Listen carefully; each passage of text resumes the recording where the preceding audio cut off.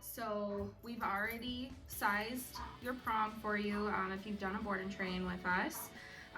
But in order to size it, you're going to actually take links in and out of the prong collar. Sit. This is Rhea. She's already got her prong collar sized. Come here. Sit. And so she's excited because she knows that when the prong goes on, lots of fun stuff happens. So this sits up nice and high on her neck, right behind her chin and under her ears. And so I'm gonna put it on. So when I put it on her, it's sitting up nice and high, right on the back of her head, under her ears. And I'm gonna make sure that my chain that has the swivel ring on top, it's that chain is sitting on top, and the carabiner clip that is underneath, the chains aren't all twisted. So it's really important that your chains aren't twisted up. So I'm gonna take my carabiner clip that's on this O-ring, and I'm gonna clip it to, sit, good. I'm gonna clip it to the flat buckle collar, which is her normal collar. I'm gonna take my leash and I'm going to clip it to that swivel ring. Let's go.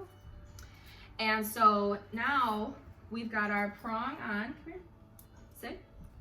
Good.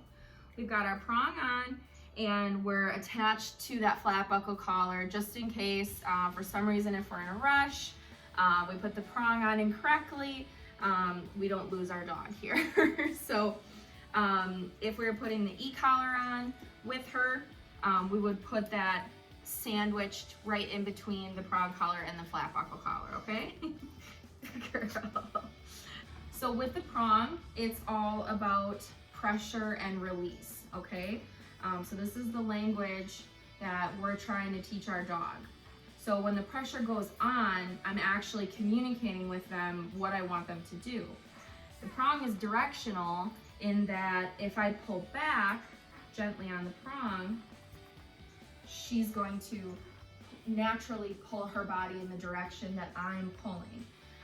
And so as soon as she sits down, because I pulled straight back towards her butt, I wanted her to sit. As soon as she sat down, I took the pressure off the prong, okay? So this is gonna be the most important thing that you guys do, is really, really focus on keeping pressure off of your leash, zero tension, unless you're giving your dog information, okay? And remember that directionality of the prong. So if I'm gonna turn this way, I'm gonna say, let's go.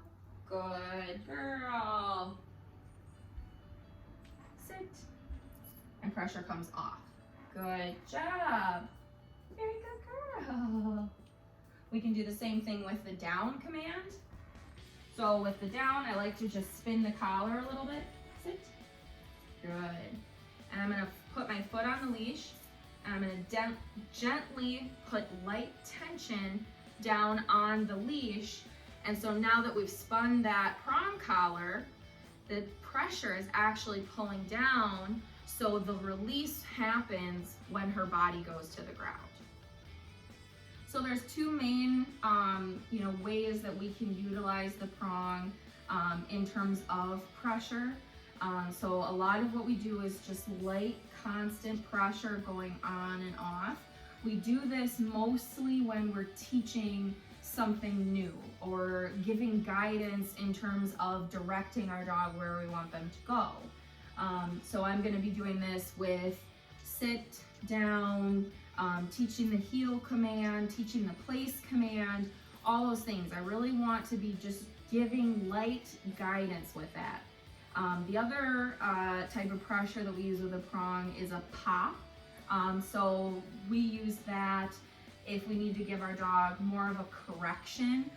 So a really good example is if you're out on a structured walk and your dog starts loading, perks up when he sees a squirrel or a rabbit. I'm gonna give a light pop like that initially. Depending on where their mental state is, you might have to give them a little bit of a harder pop. We're not sitting here cranking and yanking our dogs. That's not what we're doing with this tool. but we're very calculated in the amount of pressure that we put on this collar. So a lot of times it's very minimal, but sometimes we do need to up the pressure a little bit depending on the situation.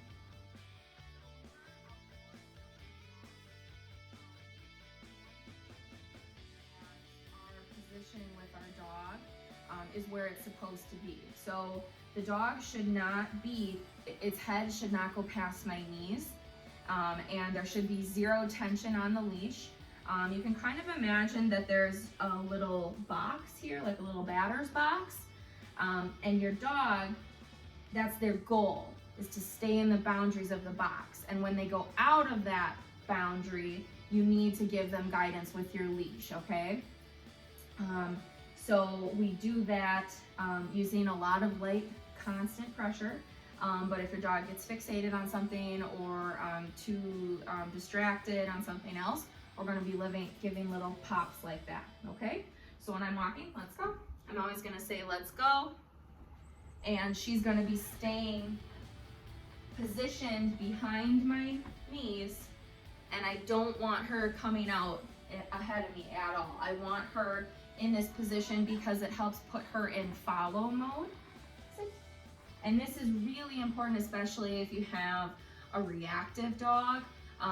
You know, a reactive dog is already on edge, wanting to interact with its environment way too much. So our ultimate goal is to try to get them into follow mode, so they're focusing on us and letting us take the lead and worry about what else is going on in the environment.